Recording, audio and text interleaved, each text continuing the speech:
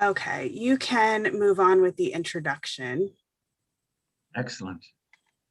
Well, it's my honor to introduce to you John, Yuri, and Desiree Rosenthal, Israel. These are cherished, beloved members of our congregation here at Temple Bethel. John was born in England and has made Florida his home for over 40 years. After a business career, he is devoting his retirement years to telling the story of the Holocaust and making sure that next generations never forget. In his previous presentation, which I must say was absolutely wonderful, he and Desi did an incredibly interesting and beautifully presented program. What was it, a year and a half ago, something like that, about it was about the story really of John's family in Berlin from 1770 to 1944. In Generations, he tells this, that was what the presentation was called, Generations. He tells the story of the Holocaust through his own family. He continues his exploration of the Holocaust, showing how the hatred of the Jews was so widespread in almost every country in Europe.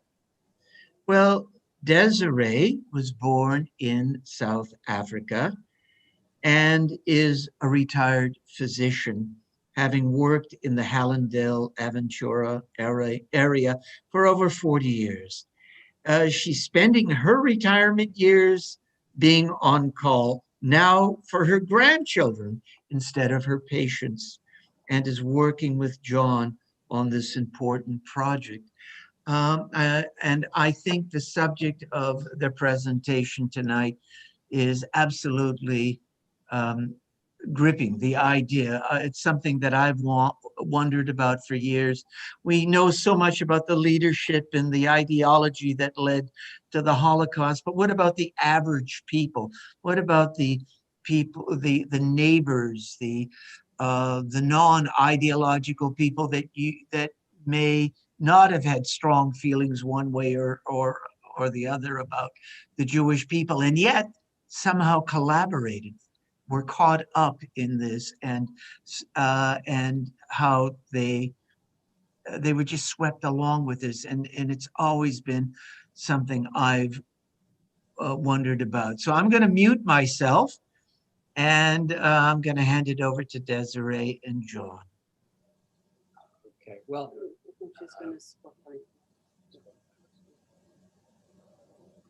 yeah. Well, thank you, Rabbi Tufts, and good evening, everyone. A special thank you to Rabbi Tufts for honoring us by inviting us to talk tonight on this special night, Yom HaShoah, when we remember the millions of Jews that perished in the Holocaust. And our talk tonight is titled Europe Against the Jews, How Ordinary Men and Women Helped Hitler. And it's well established that in almost every country in Europe, from one end of Europe to the other, thousands and thousands of ordinary people enthusiastically welcomed Hitler, and in fact actively helped him in his mission to persecute and then later to eliminate the Jews.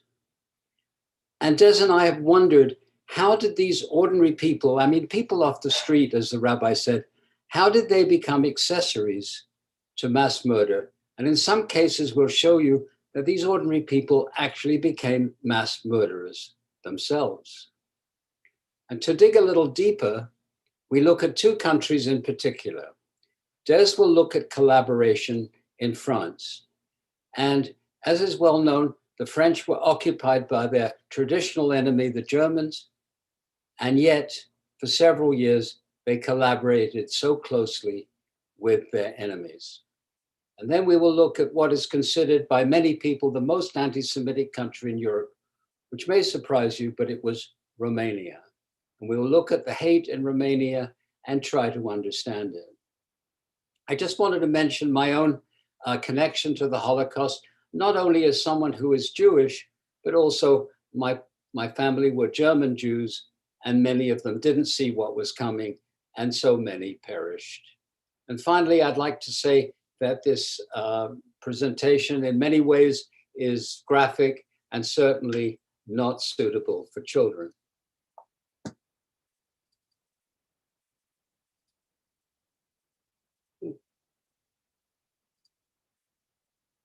Did I lose it?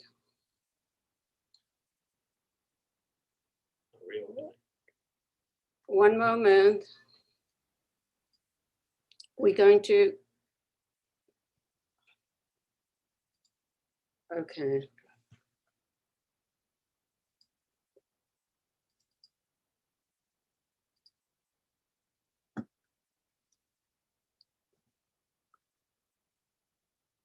All right.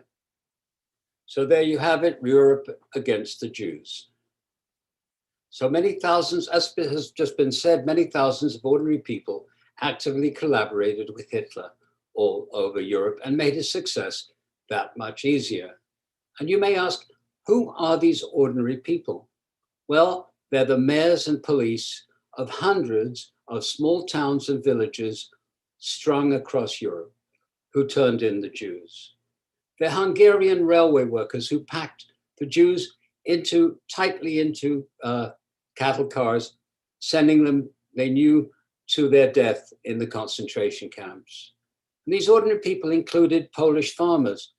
When the Jews were being hunted, they hid in barns and they hid in ditches.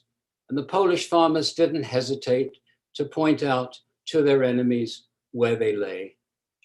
And then we're talking about Ukrainian guards that manned concentration camps such as Auschwitz and Dachau. So ordinary civilians supported Hitler's campaign to persecute and eliminate the Jews.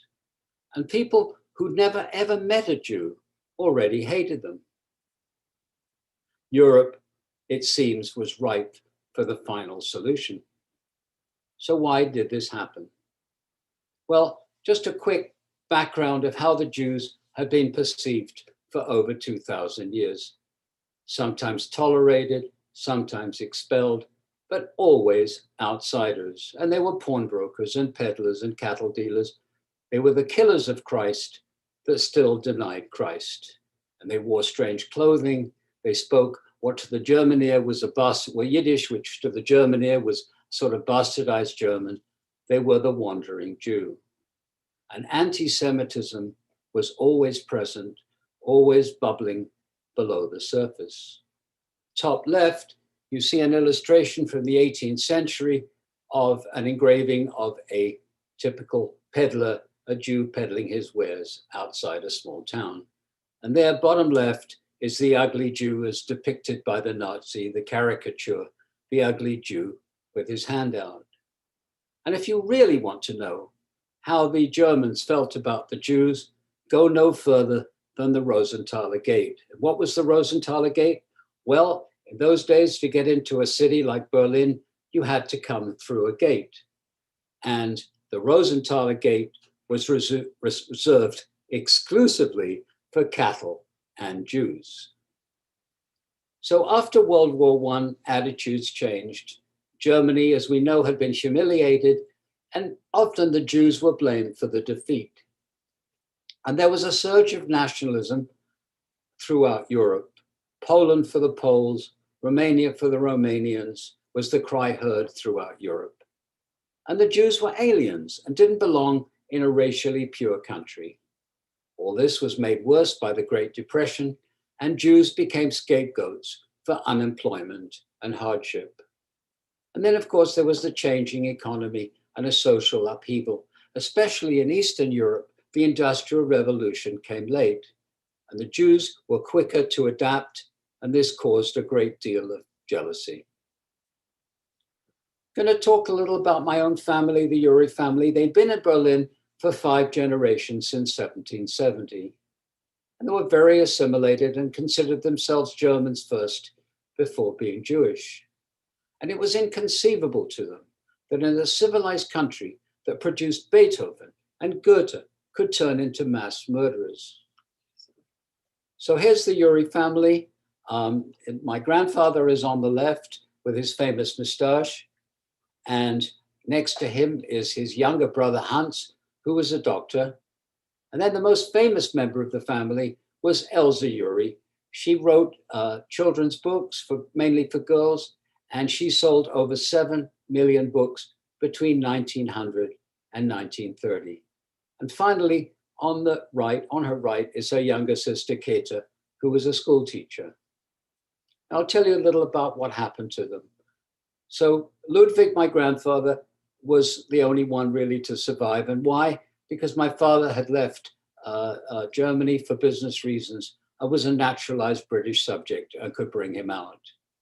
Hans, the doctor, well, he got so depressed when Hitler passed a law saying that the Jews could no longer be doctors that he took an overdose of pills in 1937, could no longer practice medicine, and committed suicide.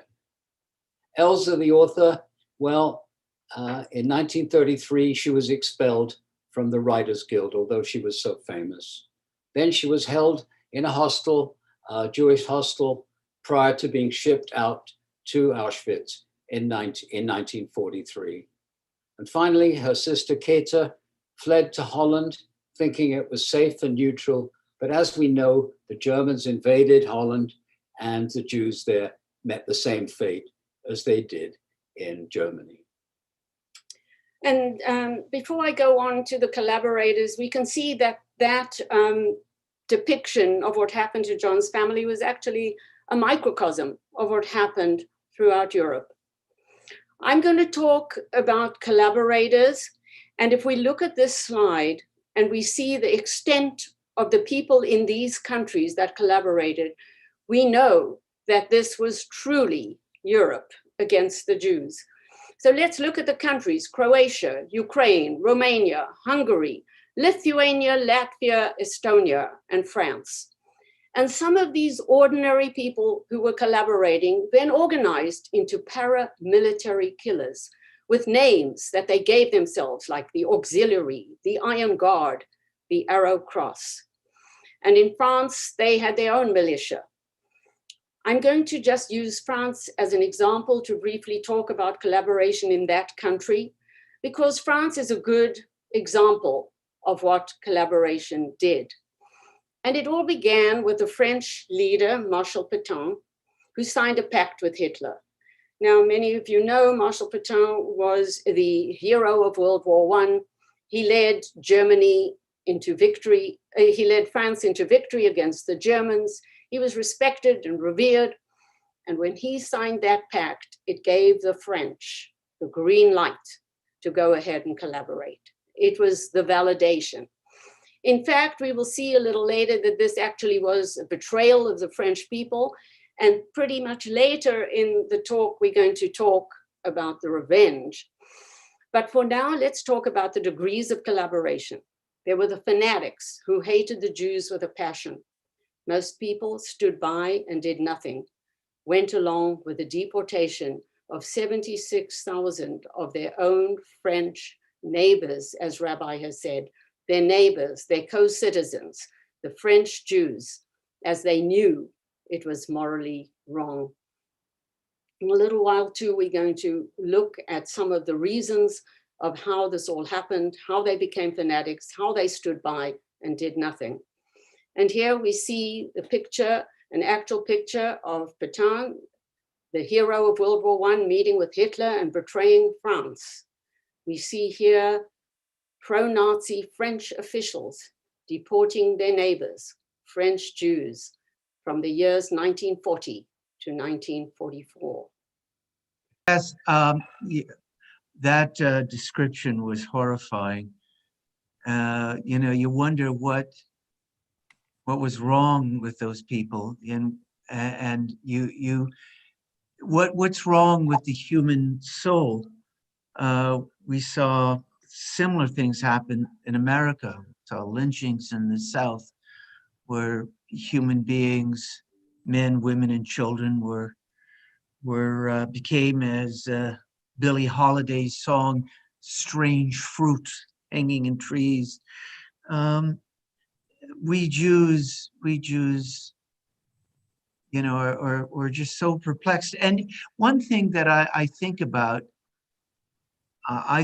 for myself, just what would I have done? What would I do if I were living in relative safety in a fascist, authoritarian, Nazi-like regime that was persecuting another group? Would I put my life on the line? Now, the collaborators, of course, I don't think we should have any sympathy for. But what about the people who just stood by and didn't raise their voices, who said, you know, will I die? Will my children die? I'm just going to be quiet. I wonder, it's those people, not the collaborators so much, but those people who just stood and watched in silence. I wonder if I would have the strength to stand up and maybe al kiddush Hashem, that is for the sanctification of God's name, would I put my life in jeopardy? I think I might be able to do that, but would I be willing to put my family's life in jeopardy? I don't know. It's a difficult question. I think we all have to ask ourselves. So I see two groups. I hope John and Desi are getting on again. They're here now. Good. I was holding down the fort. Thank you. Thank you. So go ahead and share your screen again. Thank you so much. Thank you, Rabbi. We don't know to what extent John's reading of the excerpt of this horrific scene in Lithuania was heard. So perhaps he can I'll do it again. read it again. And Yes. so we're going to go, if part of it was heard, I think it's best we just read it again. John's going to talk about this eyewitness account. Forgive me if you heard this before, but I will read it again. So here's an eyewitness account of a German soldier in Kaunas, Lithuania in 1941 as he passed a gas station. Don't forget, we've moved from France now across Europe to Lithuania. And the German soldier wrote, I saw a crowd gathered and heard the occasional shouts of bravo, and mothers raised their children on their shoulders so they could get a better view. And I saw a muscular 25-year-old blonde man with a club in his hands with 15 to 20 people lying at his feet, either dead or dying, and a hose was washing the blood down a nearby drain. And behind the man were about 20 men quietly waiting their gruesome execution in silent submission. And they were guarded by civilians. And the crowd kept cheering. And afterwards, the man stood on the pile of bodies in triumph, playing an accordion while the crowd sang the Lithuanian national anthem. And so after that gruesome account, we ask these questions. How did people become so savage? Is the veneer of civilized behavior so skin deep? How do people choose right from wrong? And then there's the nagging question. Why was violent hatred against the Jews so widespread throughout Europe that ordinary people who had never met a Jew collaborated to commit mass murder? And here are some answers that are quite chilling in themselves. And one of them is that war made genocide acceptable. And I'm going to go through some answers that are propounded. And in a moment, John is going to dig quite a bit deeper and into an analysis. But it seems that war lowers people's inhibitions about violence and murder. Goebbels said, thank God we have a war that opens up a whole series of possibilities that are off limits in peace. And then we have the dehumanization of the Jews. We know there was such indoctrination. The Jews are vermin. The Jews are our misfortune. Such indoctrination that people became detached and dehumanized, and they felt weren't killing humans. To the extent where we've seen before what Rabbi said, neighbors turned in neighbors, their own French co-citizens. In Paris, there was a questionnaire that asked for information about any anti-Nazi activity or the location of the Jews. There was such a huge response received that even the Nazis were shocked. It's easy to look away when people you have robbed are being deported. And so many of us know that Jews' property was stolen, was vandalized, and then they were looked upon as the enemy. Now, in 1992, a book came out called Ordinary Men by Christopher Browning. This was a groundbreaking book and the inspiration for this talk. The Chicago Tribune called this book powerful, important, and chilling work. And what it is, it's a deep analysis of Reserve Battalion 101. How did these ordinary men become killers? And here's an excerpt from Ordinary Men. So on July the 13th, 1942, a battalion of 250 middle-aged men of the Reserve Police were woken at dawn and ordered to climb into trucks with ammunition. And these reservists had arrived in Poland from Hamburg just 3 weeks before. It was still dark when they headed for their first major assignment. And they drove slowly for 90 minutes over gravelly roads to the village of Rosenthal, about 20 miles away. They stopped in the dark outside the Polish village with whitewashed houses and thatched roofs. 1,800 Jews lived there. The village at that time of night was totally quiet. And Major Wilhelm Trapp, their commander, addressed them and was obviously pale and nervous. We have to perform a very unpleasant task, he told them. Orders had come down from the top. The Jews were responsible for the bombs now raining down on Germany.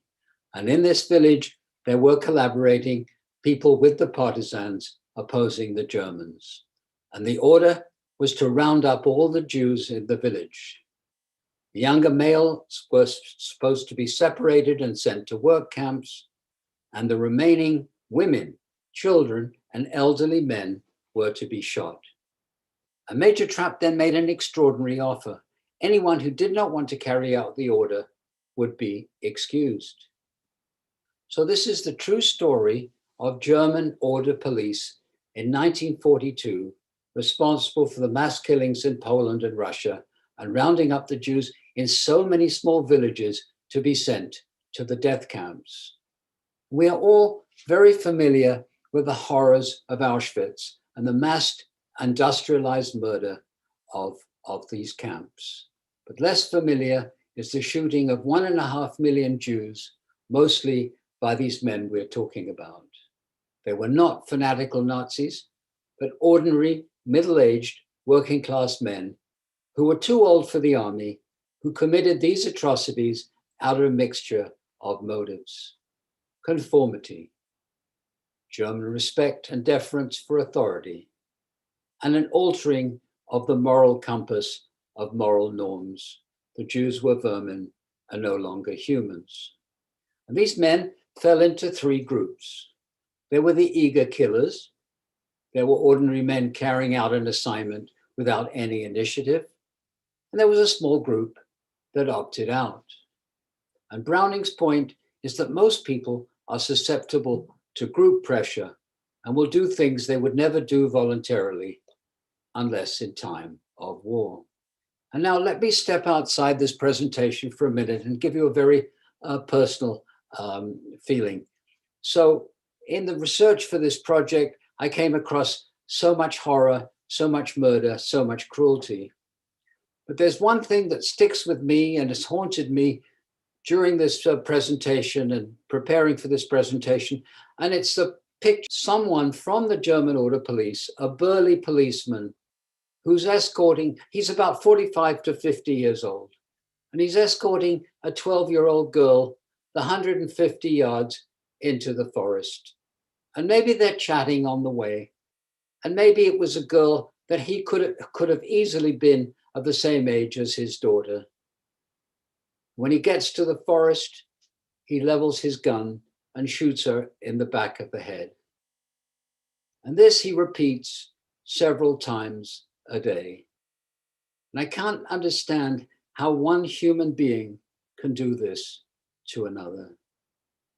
So to continue the presentation, we say, how did the Nazis persuade ordinary people in so many countries to go along with mass murder?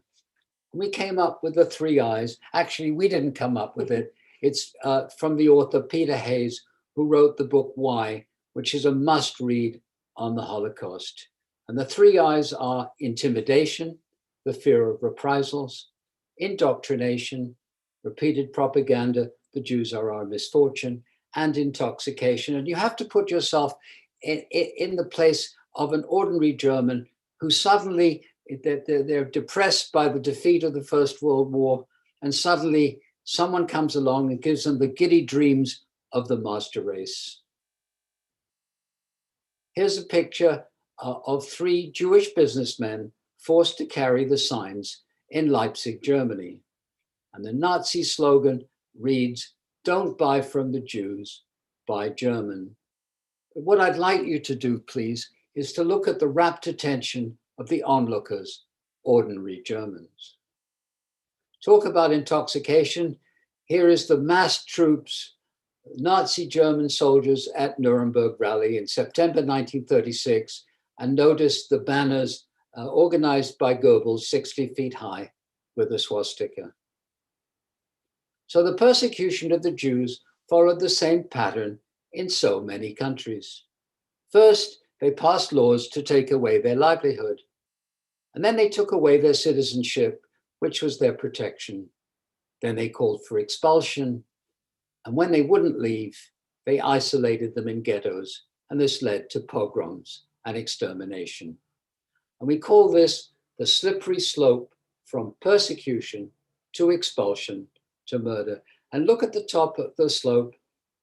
There is someone we call the desk murderer. Who is he? He never pulls out a gun, but he's the one who made the trains run on time to Auschwitz and gave the lists of the people who should be exterminated. And here's a picture from the street in Berlin, someone reading about the new laws, and it's on the street, and then he's reading the newspaper. This is actually a picture of my own grandfather's passport, which you met my grandfather with his famous moustache, and a law was passed that all Jewish passports needed a J stamp, and all men needed the middle name Israel, and the women had to have the name Sarah. So the big question came out, what can be done with the millions of European Jews that no one wants? And this was no small problem. Just think of it. There were 540,000 Jews in Germany alone. And at first Hitler wasn't in the mood, it was trying to murder the Jews. He wanted them to leave, which of course they didn't. Some did, but not enough. And then there were the 3 million Jews in Poland and the million and more in Russia, and so forth throughout Europe. And so big was the problem. What can be done with the millions of European Jews no one wants, that Roosevelt called a conference in 1938 to deal with this problem. It was called the Evian Conference. 32 nations attended. It was doomed from the start. Everyone recognized the problem, but no one wanted the Jews. And just when the Jews were being driven out, traditional escape routes were cut off. The United States and Palestine. And the so-called empty countries like Canada, South Africa, and Australia didn't want any more Jews. And here is a quote from Mackenzie King, the Canadian Prime Minister, who refused to attend the conference. "We would have riots," he said, "if we agreed to a policy that admitted large numbers of Jews." And there's the famous saying, which is known in Canada very well, none is too many. Here is an extremely telling quote from Chaim Weizmann. "The world is divided into 2 parts, places where Jews cannot live and those where they cannot go." And look at this cartoon that was published in the New York Times in July 1938. And we see an elderly Jew sitting at the crossroads. And note what the crossroads is, a swastika. And the Jew here is sitting here in a real catch-22. He's being expelled, there's nowhere to live, and the escape routes, as John has just mentioned, is being cut off. There's nowhere to go. And this slide is a chart showing Jewish immigration to the United States between 1901 to 1935. And if you look at the right-hand column, which shows the number of Jews that were immigrating into the United States in the first decade of the 20th century, is almost 100,000 Jews per year. And as your eye goes down the right column, we see it decreases until 3,600 Jews were coming into the United States between 1931 and 1935. But what is so significant is the asterisk in 1921, when an Emergency Quota Act started restricting immigration. And what I find so interesting is that between 1880 and 1920, 2 million Jews actually came into the United States, and those were the ones who were escaping the pogroms of Eastern Europe and Russia. And look at this slide again, a picture that tells 1,000 words. The US closes the door on immigration. We see the wide end of the funnel, the masses of people, the masses of Jews in Europe trying to get out, and look at the narrow end of the funnel where there's just a trickle. 3% of those who wanted to get out could come in. Well, we talked about France and the collaboration, and now we'd like to talk more about Romania. And Romania was an example of extreme anti-Semitism. The total Jewish population of Romania before the war was about 756,000, and 57% were murdered, or 430,000. But what's important, and I hope you will notice this, is that the hatred of the Jews had been brewing since the 1880s, 50 years before Hitler. And in fact, the word anti-Semitism was coined in the 1870s. But we're going to give you an anatomy of a pogrom. And here's a newspaper account on May the 3rd, 1900, in the Vienna newspaper Die Tageblatt, of an attack on the Jews in Romania organized by the Anti-Semitic League. First, there were banners put up all over town announcing, "Next week, let's teach the Jews a lesson." Organizers then went into the surrounding villages, recruiting thugs with money and wine, bribing them to participate. The Jew Day started with a parade through town, and gypsy music was playing, and wine was flowing freely, and they were shouting, "Death to the Jews." The police and civic leaders were in wagons following the parade, and stones rained down on Jewish homes and terrorized the inhabitants. It's not recorded how many Jews were killed, but whole sections of the Jewish quarter were reduced to rubble. Neighbors used chalk marks to identify Jewish businesses and homes. Rape and murder followed. So here's a timeline of Romania between 1880 and 1948. In 1880, there was the beginnings of modern Semitism. In 1900, we just had a newspaper account of a pogrom. By 1914, so successful was the campaign against the Jews that 25% of the Jewish population were driven to immigrate. In 1920s, the violence increased and the formation of hate groups. Just listen to the names of these hate groups: the Anti-Semitic League, the Christian Defense League, the Iron Guard, and the Knights of the Swastika. And by the 1930s, hundreds of laws against the Jews were passed, closely following the Nazi model in Germany. And Hitler himself was so thrilled, he said Romania was ripe. And here's a quote from Leon Trotsky, the Jewish Russian revolutionary leader. And he said, "Anti-Semitism has become a state religion in Romania." So to continue the timeline, in 1940, Romania joined the Hitler and the Axis. And we can't talk about the horrors of the murder of more than 400,000 Jews that followed in the next years, but they were horrific. There was a close alliance of Hitler and the Romanian leader, Ion Antonescu. And if you want more details, there is someone living in Aventura today who experienced the camps of northern Romania, and the book is called Ruth's Journey. In 1944, Romania switched sides as Germany appears to be losing the war. In 1946, they executed Ion Antonescu. And then the supreme irony, in 1948, Romania, finding itself short of cash, sold the 300,000 remaining Jews at $100 per person to the new state of Israel. Hungary actually asked for $1,000 per head and got it. Here's a picture of the Romanian leader, Ion Antonescu, meeting with Hitler in 1940 as he joined the Axis alliance. And here's perhaps one of the most chilling pictures of our presentation, the aftermath of a pogrom in Iasi, Romania. The bodies of survivors of a pogrom who suffocated on a train are thrown off at a railway station in Romania, July 1941. And here's a typical village. This is in Bessarabia, northern Romania, and they're being rounded up the village before being transported to these terrible concentration camps in northern Romania.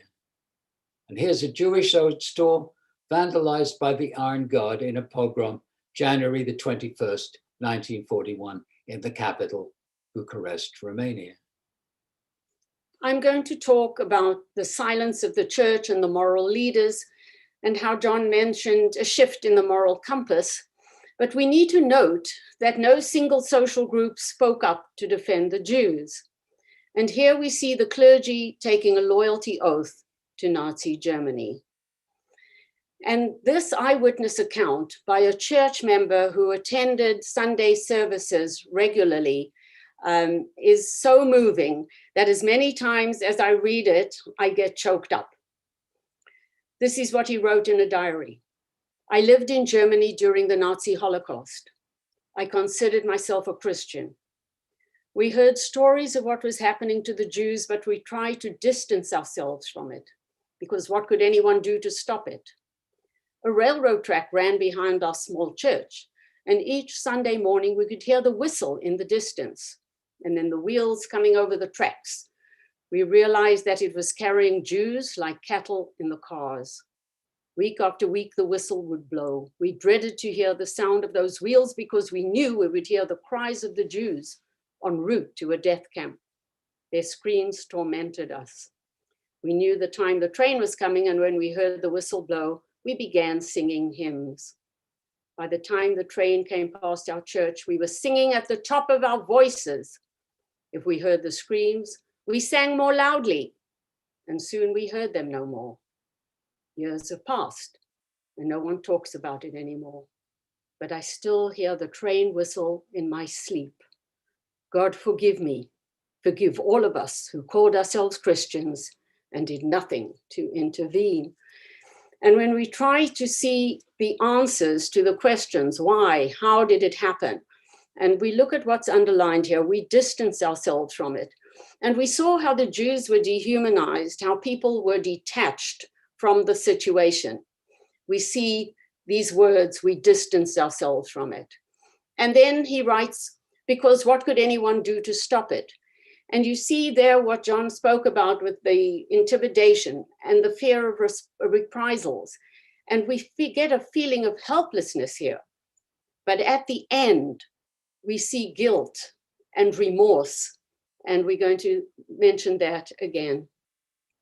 And here we see how intensively young people were brainwashed. And there's a story about a group of young, impressionable, newly graduated German nurses who were 18 to 21 and were sent to work in Poland. And on the train, they met German soldiers who'd been rounding up Jews and exterminating whole villages, as John mentioned in the Battalion 101. And the nurses who were trained to save lives were shocked. But listen to the indoctrination and how the soldiers responded. We're exterminating Jewish vermin who are polluting our society. And one nurse records in her diary how quickly her group began to accept mass murder. And look at this group of young German girls giving the Nazi salute in 1933. Another example of how easily the young could be brainwashed. Another question we ask ourselves is, why did some countries cooperate more with the Germans and murder more of their Jews? For example, amongst the worst countries were Lithuania, Latvia, Poland, Romania, and even Greece. And some of the better countries, amongst the better countries were Italy, Denmark, and Bulgaria. They were more protective of their Jews. But actually, it would need a whole presentation to explain country by country why some countries murdered more of their Jews. But we also felt we'd like to balance that out and talk about the righteous people. And to be fair, one must mention that there were righteous people. And Yad Vashem estimates in Poland alone, almost 7,000 righteous Poles saved thousands of lives. So how did countries face their guilt? There was revenge and retribution after the war. There was regret, and there was a recognition of a dark past.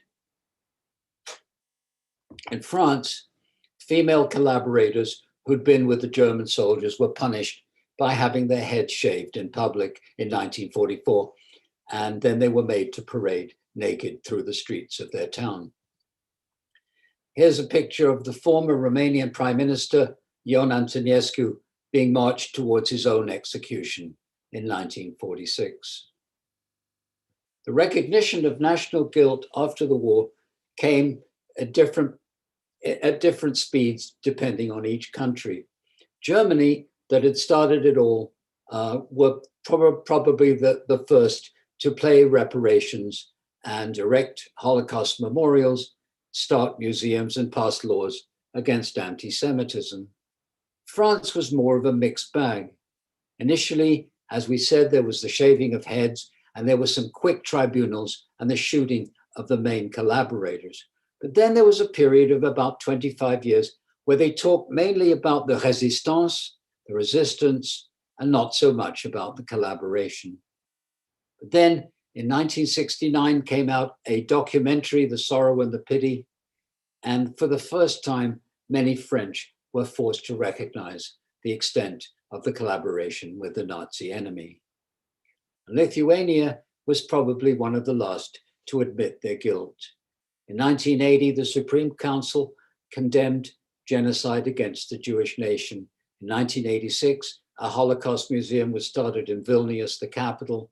And in 1995, the Prime Minister of Lithuania apologized to the Israeli parliament for complicity in the Holocaust.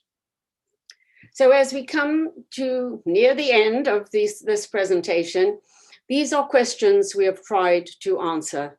Why did so many ordinary people all across Europe enthusiastically support Hitler and actively help him in his campaign to eliminate the Jews? And by summary, we established that this enthusiasm was achieved by the mixture of the three I's: intimidation, indoctrination, and intoxication. And all this leading to the detachment and the dehumanization of the Jews, making genocide acceptable and causing even a shift in the moral compass. But all this reinforced by the centuries of anti-Semitism that John spoke about right at the beginning of the talk, how Jews were perceived for over 2,000 years. And the anti-Semitism in Romania that was way before Hitler's coming to power. And again, we'll reiterate how we are familiar with the horrors of so many concentration camps, Auschwitz, Dachau, Birkenau, Mauthausen. But less well known to many of us was the equally horrific killing of 1.5 million Jews by shooting by ordinary men, and the story in the excerpt that John read to you about the men of Battalion 101. And I think it's fitting that we just mentioned that these killings caused another word to be coined, routinization.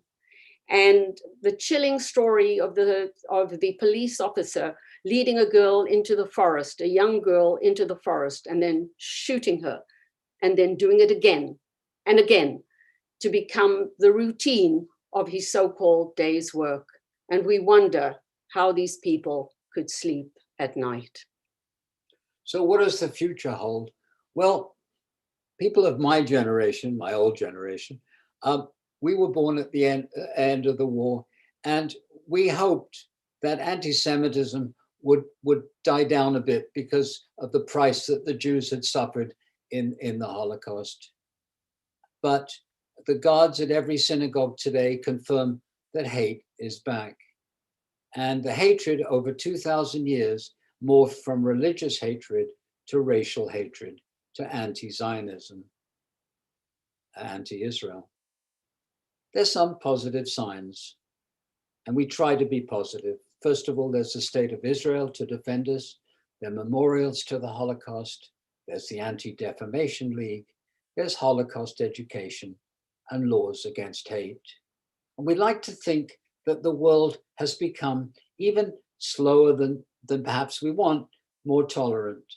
And as stated in a letter from the American Society of Yad Vashem, what we learned from the past can help us pave a bright path forward for all generations. And these are the difficult questions we cannot answer. Rabbi Tuff spoke about this at the beginning of the talk, actually before we went live, I believe. And these are the soul-searching questions when we go deep into our own hearts and our own souls. And we truly want to try and be honest with ourselves and say, how would we have acted? Would we have given in to peer pressure? Would we, could we have spoken up? And these were the questions that were in fact inspired by Rabbi Tufts a few weeks ago when we met with him. And as we conclude this presentation, we pay tribute to the 6 million Jews on Yom HaShoah as we remember them, and we recall and always quote Elie Wiesel's statement, never forget. Tonight, let us affirm together, we will remember them. Anachnu nizkor otam.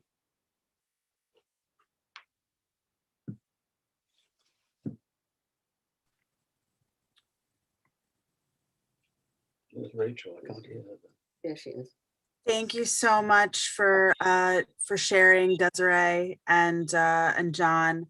I'm now going to open the floor up. If anybody does have questions about the presentation, please go ahead and either unmute yourself and please, state your name if you will. If not, you can also put your questions in the chat there. I will say that during the presentation, we did have folks that were watching on both Facebook and YouTube, and a lot of folks just saying thank you so much for doing this and for the information and for sharing and how powerful it was. And thank you for your contribution to the narrative.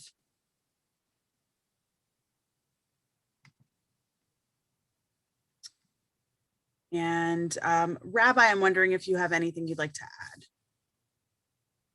You're muted right now.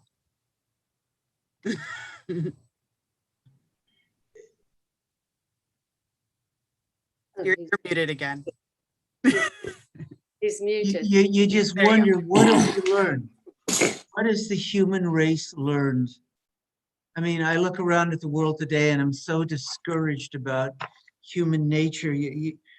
In my lifetime, we've seen people slaughtered in Kosovo and the Balkans.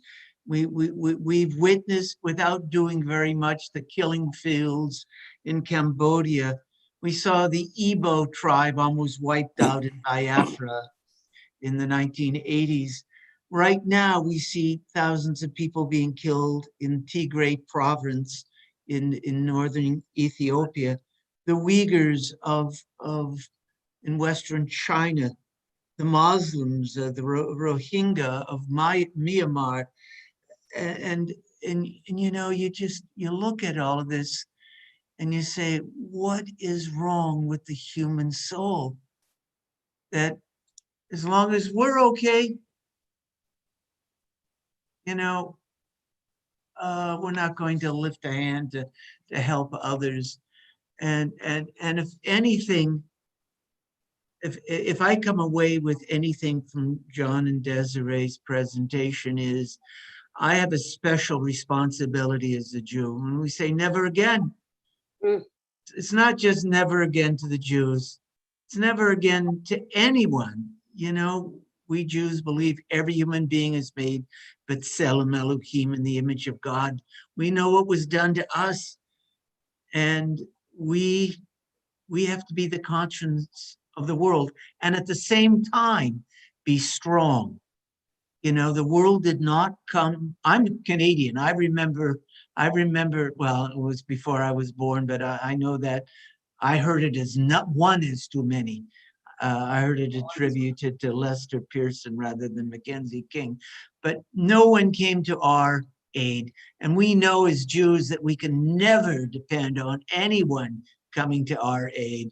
And we have to ensure that Israel remains strong and we as a people remain strong. And at the same time, realize that we have a higher mission, and that is to bear witness, not only as Jews, but just as human beings. And on that note, we do have a question from Jeremy. I'm gonna invite you to join us on the screen here. Yeah, hi, can you hear me? Yes. Hi, I'm Jeremy. I'm a friend of Logan Urey. And thank you so much for the wonderful, the compelling presentation. I guess my question is, any thoughts you might have on like when you know something is like bad enough, and what you do when that happens. Like in the United States, we know that there's atrocities happening at the border. We know that there's mass imprisonment of Black Americans. Like when is it bad enough that you should stop everything and go address it? And what does that look like? Like if I see someone, a Black American, being chased by the police down the street, do I hide them in my home? Like if I had wanted someone to do that for a Jew.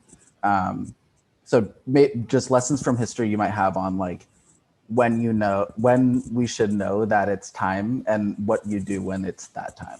Jeremy, if I may answer, and then Rabbi, I'd love to hear your opinion. But I just finished a book called Hitler's First 100 Days, which was fantastic. And it shows that the process of going from being not anti-Semitic, but just kind of regular, to being anti-Semitic is a gradual thing. It doesn't happen overnight. And what the Nazis did, they were great theater. And of course, Goebbels was the master of propaganda. And they created this illusion in the German mind, the ordinary German, that it was either the Nazis or nothing. And there was no in between. And of course, they used violence and they used persuasion. Violence, as Rabbi probably knows very well, they slaughtered the communists, drove them off the streets. But the ordinary German, it's very interesting in those 100 days, how they completely, as Des has been saying, altered the moral compass. Now, what you do when you see an act in the street, I think I'd like to ask the rabbi what he would do. It's a tough question. You know, I've been a moral coward at times in my life. You know, there have been times when I think I've done the right thing, but there have been times when I've seen things and I just said, you know what, I admit, and that's what scares me about human nature. I think I'm a pretty decent human being, but sometimes I've not stood up against the bully out of fear, out of wanting to preserve my own comfort and position in the world. And I would hope I would have the moral courage, but then it gets more complicated because we're all connected. You know, you have a family. Like I, as a rabbi, what if I had the courage to do the right thing? Would I be willing to sacrifice my children, my grandchildren, my wife, you know, my siblings? You know, it's complicated. And I'm not talking about the collaborators. I'm just talking about the silent people who watch, shrug. Yeah. The collaborators, that's a whole other category. I know I wouldn't be taken up with that. I would find an excuse not to participate, but would I speak up? And you don't know until you've been tested. Maybe Jeremy, maybe we're being tested right now with things happening in this country. Where's the moral courage? You know, we see people who are so desperate, so beaten down, coming up from Central America. You know, I'm not saying, you know, open borders. I'm not saying anything like that, but where's the mercy? Where's the justice? Where's the concern for other human beings? And with that, I do see that Eva Abramczyk has unmuted herself. Eva, did you have something you'd like to share? I have a lot of things to share, more than I'm- I lived through all of that, and through war and Holocaust in Danzig, which had become German. But besides that, I would like to say there were many courageous examples, both in Germany and in other countries, people being hidden. For instance, we knew a German soldier, who had gotten himself injured in his legs. And don't ask me how he did that, I have no idea. In order not to have to shoot Jews or Polish intellectuals. So there were these good examples. In Bulgaria, for instance, 2 archbishops, they call them metropolitans of the Orthodox, Greek Orthodox religion, said, we're not giving up our Jews, and they convinced their king of that. And everybody knows what Denmark did, how they transferred their Jews towards Sweden in fishing boats and hid them in those boats. And I understand that the French, in spite of all the things we've read about the French and all the collaboration and all the bystanders, did save half of the French Jews, and I don't know if that's exactly true, but I have read that. And this is all I'm going to say, because I could speak an hour about my own life, and I have done that. I strongly believe in Holocaust education. And I agree with Rabbi Tufts. I have all of those fears that he has. And we do not know how we would have reacted, and that's it. That's my final. And thank you very much for this. I just wanted to say I'm a real francophone. I speak fluent French. I went to school in France, so I am a fan of the French, but I have to tell you the way I see it. And the French did collaborate, not all of them, but it's very sad when you see the velodrome. There's the famous book, I forget what it's called, about they turned in. Sarah's Key. Maybe Sarah's Key, but that was the book. Anyway, thank you for your comments. And I have a comment. I'm. who may I ask is speaking? My name is Mickey Galinsky. Oh, hi, Vicky. Hi. This was a wonderful presentation. Thank you for letting me participate. Just a couple of comments. I know Desiree went back to Lithuania, and I also went back about 7 years ago. And the one interesting thing in Vilnius at the museum, the Austrian government was sending students to spend a year working in the Jewish museum, the Holocaust Museum and Library in Vilnius in lieu of military training in Austria. And they were having regular kids. So we interviewed 2 or 3 Austrian 19-year-olds, 18-year-olds who were actually doing good service there for the Jewish community in Vilnius. So I think, you know, and the Germans and the Austrians have done the most, and going to Berlin and seeing the plaques on the walls where Jewish homes live, I don't know. This was a very good presentation because you summarized everything and made it concise and easy to follow. And I applaud you. And keep up the good work, John and Des. Thank you. We didn't pay him for that. This is Rocky. Hi, Des. Hi, John. Rocky. Thank you. That was a wonderful presentation. I just had some thoughts about, there's always going to be anti-Semitism. I think we're fooling ourselves if we think that we can ever rid the world of anti-Semitism. I think the danger is when you get a charismatic leader who gives permission for action against the Jews or against any minority group or any group that's marginalized. And I think those are the people we have to be extremely aware of and careful of. On an individual level, I think there's just so much you can do, but I think it's our duty to use the ballot box and vote for people who we still believe have some moral compass, and vote against people who are able to perpetrate this kind of indoctrination. And I think we're seeing more and more of that in America and also in the rest of the world.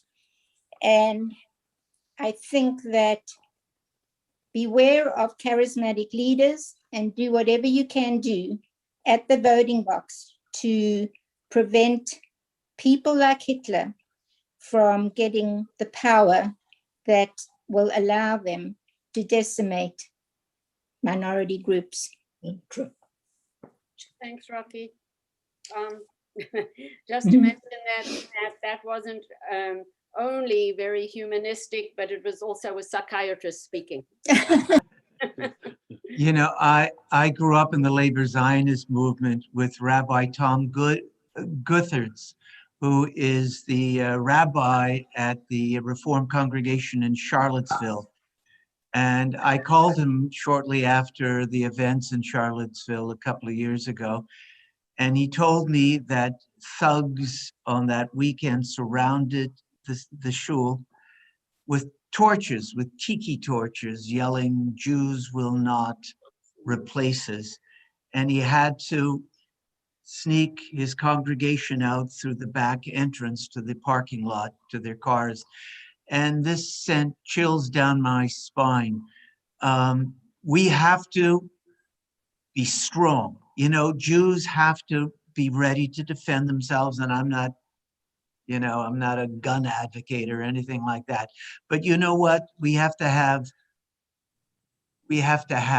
a real strong sense of who we are and not apologize for who we are, and be strong and be proud and be ready to defend ourselves, whether it's at the ballot box, as Rocky said, or defending Israel. And at the same time, remember the words of Hillel: if I'm not for myself, who will be for me? But if I'm for myself only, what am I? And the Jewish people have to be strong for the Jewish people, but the Jewish people have a higher destiny and calling as well, and that is to bear witness that every human being is made in God's image. And I think that is the mission, that is the calling of the Jewish people in 2021. And I know that Jay Gottlieb also had a question or a comment he wanted to share. You can go ahead and unmute yourself, Jay. Thank you, Des and John. That was great. I can't say I enjoyed the presentation, but it was very enlightening and excellent. Another thing to ponder, which I thought about, my father-in-law and mother-in-law were Holocaust survivors, and I met them at an early age, 15 years old. And by the time I was 19, I had the courage to say to my father-in-law, "What did you miss?" In other words, looking back on it, what did you miss?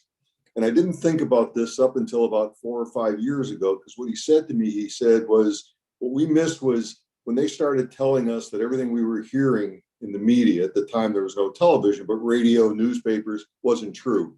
That we couldn't trust what we're hearing, that it was all fake. And about 4 or 5 years ago, I woke up at night, seriously in a sweat, saying, we're hearing this again.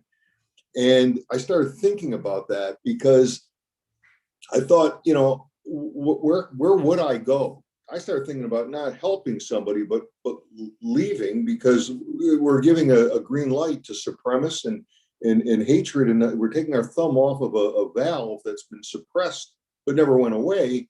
And I actually had a chat with my family, the son-in-laws and my daughters and my wife, and we sat down and we talked.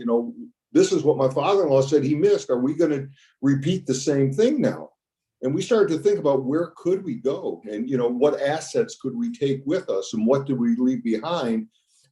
As an adult, as a father, grandfather, I said, well, I'd rather live in a fascist country with my family than go anywhere. But if they're going to go somewhere, let's talk about it. This was a discussion, a very uncomfortable discussion, because the question is, where do you go? And where could you get citizenship? And to be very honest with you, the only place that ended up making any sense was Israel. Think about that. It's not easy. And then there's COVID. You can't even open up a bank account unless you go to these countries. You can't open a bank account in Israel in Miami. You have to go to Israel, but you can't go to Israel with COVID. So all of a sudden I started feeling like, there is nowhere to go. Thank you for sharing, Jay. All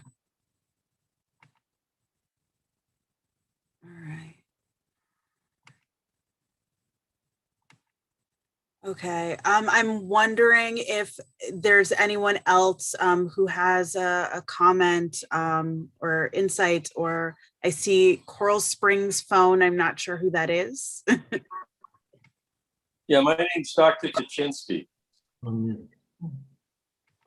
Am I unmuted? I don't know. You are unmuted. Yeah, I'm trying to spotlight you so everyone can see you. Oh, you don't have to see me. I'm an ugly guy. Don't worry about it. I'm a friend of, I was invited by Desi and John, and I worked with Desi for many years. So that's how I ended up on the Zoom. So maybe I just finished davening because I happened to lose my mother, about 5 months ago. So I was saying Kaddish for her on Zoom, of course. But, maybe I can give it a little. I caught the back end of this. I heard the first half hour and I caught the back end of these comments. And, maybe I have a different perspective. Both my parents were Holocaust survivors, and they were taken away at young ages. And they both survived, and God made a shidduch in northern Germany, where they were liberated out of the same camp, and they met and they got married. And I come from a religious perspective. Well, the thing that attracted them was the fact that my father found a pair of tattered tefillin and a tallis, and he put them on immediately, which, believe it or not, many Holocaust survivors, and I can't be judgmental, didn't believe in God, including Elie Wiesel when they, when they went through this. But the point I would like to make is that Jews, first of all, the gentleman that was on before, I agree with him 1,000%. If Israel was in existence in 1938, 1939, Jews would have had a place to go. So it's incumbent that we all make sure that Israel is around. And all the anti-Semites, including the ones that sit in this country on both sides of the aisle, we need to recognize that they're not our friends. We always talk about Charlottesville and the left and the extreme right. We have enemies on both sides of the coin here. And people forget that people who aligned with Jews in the 60s and 70s, they are not our friends anymore. So this business where everybody keeps talking about the far right, we got plenty of enemies and anti-Semites on the far left too. What goes on? Friend, we need eyes open for both, not just one side of the coin. Yeah, That's the comment I wanted to make. Yeah, I think that's a good comment. Sometimes you make alliances, and we have to make alliances. but they may not be forever. And that's part of surviving as a people. Yeah, I agree with you.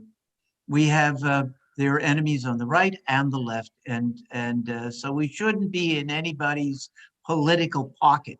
We should, you know, we have to be vigilant. I did see one more person. Was it Penny? Were you Yes. interested in sharing? Yes, first of all, I wanted to thank Rabbi Tuss and Des and John for an excellent presentation. And I want to say, as an educator in the Miami-Dade County schools for over 40 years, I used to teach Holocaust education in the elementary school. And I am tutoring some students from the school I taught at for over 30 years. And I've been told that they do not teach it any longer in the public schools, which really upset me because I'm tutoring a fourth grader from the school that I taught at all those years. And she said to me that they don't, it's not part of the curriculum. And I said, well, it used to be. I'm really, you know, so I think as an educator, I think this is something that we really have to do, is we really have to educate students. I did, even in second grade, it was required by Miami-Dade County Public Schools, but only a slight bit. Each grade level had a little bit more, but we had a curriculum, and there is no such thing now. So I just think there needs to be education for, you know, I know it's done in the Jewish schools, but I'm saying in the public schools, it was taken out of the curriculum. Penny, I wasn't even aware that there was any elementary school education, but I do believe, and I'll get back to you, that it is in the curriculum in the middle and high schools, because we went to a seminar which brought teachers from all sorts of secular schools, and there was a very definite curriculum. So, but I also heard from one of the directors at who sponsors all this, that they don't start the education until middle school. But I'm going to find out. We're meeting with Miriam Klein-Kasanoff next week. Oh, yes, I know her. You know her? Yes. And so I really want to know for my own self about the difference between Dade, Broward. I know in Palm Beach County, there was some dissent about what type of curriculum they were having, but we will get back to you on that, because it's very upsetting to hear that. I do think personally that it's a little young in the elementary school. Well, I thought it was very watered down. I thought it was at the beginning of elementary, but I think, like, this student is in fourth grade that I'm tutoring now. I tutored her today, as a matter of fact. And I had asked her if she had read any of these books about the Holocaust. And she said no. And she said she's never really, you know, it has never been discussed. Or she was never exposed to any of them, because I had suggested a few things that she might read and you know, get some knowledge. But I was shocked, because I really thought by fourth grade they'd get a little taste of it. And that's exactly what we did. It was just a little bit more each year. And I know I don't believe it's being done now, as you know, I'd like to hear otherwise. But I think it's important that we have to educate, you know, and I know it's done probably in the middle schools, but not in the elementary. And I think fifth graders, I think they're in an age where, you know, they should know. Thanks. Thank you, Penny. And I wanted to say something. When my great niece was in junior high, I took Eva to her school, and she spoke about the Holocaust. They had a whole event on the Holocaust, and the kids were really interested. They asked her, remember Eva? They asked her so many questions, and she told her story. So I know in junior high they are. I don't know before, you know, younger than that they are. Right, but that I know, because actually my neighbor gave books to many of the students in the junior high, Bernie Meyer, And he's a survivor, and he actually wrote a book about himself, which he gave out to many students in Miami-Dade County, in the middle schools and the high schools. And he visited, and it was his experience. His book was called Entombed, how he lived in a bunker for an entire year when he was 13. And he has invited us to his home across the street from us. He's now 93 and still amazing. And he showed us all the things he had from, the time he was a child. It's like unbelievable. But he did give out these books, I know that, but it was, I just think that more can be done. I will say that I know in Broward County, in the 90s, Number the Stars was on our reading list in elementary. Yes, that was one of the books I recommended. May have been 4th or 5th grade, but that was a long time ago. Yes, you're right, and I agree. I do remember, because I remember speaking with students about it. And I do see that Gita has her hand raised. Yes, I commend Desiree and John. Well done. It was terrific. Didn't expect anything less.